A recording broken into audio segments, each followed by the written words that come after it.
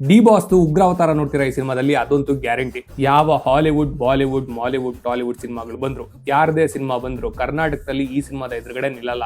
ದರ್ಶನ್ ಸರ್ನ ಈ ತರ ನೋಡ್ಬೇಕು ಅಂತ ಎಷ್ಟೋ ವರ್ಷದಿಂದ ಆಸೆ ಇತ್ತು. ಗಜ, ದತ್ತ, ಕಲಾಸಿ ಪಳೆದಂತ ಸಿನಿಮಾಗಳು ಇವತ್ತು ನೆನಪಿಗೆ ಬಂದ್ಬಿಟ್ವು. ದರ್ಶನ್ ಸರ್ನ ಈ ಸಿನಿಮಾದಲ್ಲಿ ನಟ ಭಯಂಕರ ಅಂತಾನೆ ಕರಿಬಹುದು. ಕತೆ ಬಗ್ಗೆ ನಾನು ಏನು ಹೇಳಲ್ಲ, ಯಾಕಂದ್ರೆ ಒನ್ ಲೈನರ್ ಆತರ ಇದೆ. ನಾನ್ ನಿಮ್ಗೆ ಸ್ಪಾಯ್ಲರ್ಸ್ ಕೊಡಕ್ಕೆ ಇಷ್ಟ ಪಡಲ್ಲ. ತುಂಬಾನೇ ಸರ್ಪ್ರೈಸ್ ಎಲಿಮೆಂಟ್ ಸಿನಿಮಾದಲ್ಲಿದೆ, ಮಿಸ್ ಮಾಡ್ಕೋಬೇಡಿ. ಈ ಮೂವಿನ ಥಿಯೇಟರ್ ಬಿಟ್ಟು OTT ಬಂದ್ಮೇಲೆ ನೋಡ್ತೀನಿ ಅಂತ ಅನ್ಕೊಂಡ್ರೆ ನೀವು ತಡರಾಗ್ತೀರಾ. ದರ್ಶನ್ ಸರ್ ಆಕ್ಟಿಂಗ್ ನ, ಸ್ವಾಗ್ ನ, ಆರನ ನೀವು ನೋಡ್ಬೇಕು, ಫೀಲ್ ಮಾಡ್ಬೇಕು ಅಂದ್ರೆ ಈ ಸಿನಿಮಾನ ಥಿಯೇಟರ್ ಅಲ್ಲೇ ನೋಡ್ಬೇಕು. ಒಂದಂತೂ ಹೇಳ್ತೀನಿ, ಈ ಸಿನಿಮಾದಲ್ಲಿ ದರ್ಶನ್ ಸರ್ ನಿಮ್ಗೆ ನಗಿಸ್ತಾರೆ, ಭಯಾನು ಹುಟ್ಟಿಸ್ತಾರೆ. ಇನ್ನು ರಚನಾ ರೈ ಅವರ ಬಗ್ಗೆ ಹೇಳಲೇಬೇಕು. ಅವರ ಕ್ಯಾರೆಕ್ಟರ್ಗೂ ತುಂಬಾನೇ ಇಂಪಾರ್ಟೆನ್ಸ್ ಇದೆ. ಅವ್ರ ಸ್ಕ್ರೀನ್ ಪ್ರೆಸೆನ್ಸ್ ತುಂಬಾನೇ ಚೆನ್ನಾಗಿತ್ತು. ಸ್ಟಾರ್ ಆಕ್ಟ್ರೆಸ್ ಆಗೋ ಎಲ್ಲಾ ಕೆಪಾಸಿಟಿ ಅವರಿಗಿದೆ. ಸಾಂಗ್ಸ್ ಮತ್ತೆ ಮ್ಯೂಸಿಕ್ ತುಂಬಾನೇ ಚೆನ್ನಾಗಿತ್ತು. ಆಕ್ಷನ್ ಬಗ್ಗೆ ಹೇಳ್ಬೇಕು ಅಂದ್ರೆ ಕ್ಲೈಮ್ಯಾಕ್ಸ್ ಅಲ್ಲಿ ಬರೋ ಫೈಟ್ ಪಕ್ಕಾ ಪೈಸಾ ವಸೂಲ್. ಅಂಡ್ ಮಿಲನ ಪ್ರಕಾಶ್ ಸರ್ ಬಗ್ಗೆ ಹೇಳಲೇಬೇಕು. ಆಡಿಯನ್ಸ್ ಬಲ್ಸ್ ಗೊತ್ತಿದ್ದವರು ಮಾತ್ರ ಈ ತರ ಕಮರ್ಷಿಯಲ್ ಸಿನಿಮಾ ಮಾಡಕ್ಕೆ ಸಾಧ್ಯ. ಸಿಂಪಲ್ ಆಗಿ ಹೇಳ್ಬೇಕು ಅಂದ್ರೆ ಇಂಡಸ್ಟ್ರಿ ಹಿಟ್ ಆಗೋ ಎಲ್ಲಾ ಕೆಪಾಸಿಟಿ ಈ ಸಿನಿಮಾಗಿದೆ. ಅದೇನೋ ಹೇಳ್ತಾರಲ್ವಾ, ಹಿಸ್ಟ್ರಿ ರಿಪೀಟ್ಸ್ ಇಟ್ ಸೆಲ್ಫ್ ಅಂತ, ಇದಕ್ಕೆ ಇರಬೇಕು. ಈ ವಿಡಿಯೋನ ಲೈಕ್ ಮಾಡಿ, ನಿಮ್ಮ ಫ್ರೆಂಡ್ಸ್ ಫ್ಯಾಮಿಲಿಗೂ ಕೂಡ ಶೇರ್ ಮಾಡಿ, ಹಾಗೆ ನನ್ನ ಪೇಜ್ ನ ಫಾಲೋ ಮಾಡಿ.